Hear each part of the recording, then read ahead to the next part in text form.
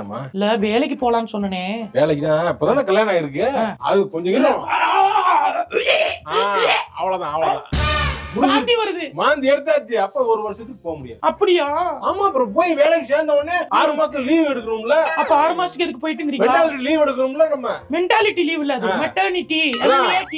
கர்ப்பமா காலத்து லீவ் அத எடுக்கணும்ல. சரி ஓகே, ஒரு வருஷத்துல அப்புறம் நான் திருப்பி போறேன். ஒரு வருஷம் கழிச்சு போலாம். ஏங்க அந்த வேலை நம்ம குழந்தை இப்பதான் பிறந்திருக்கு. மிருகங்கள் கூட குழந்தை சரி கொஞ்சம் வளரட்டும்.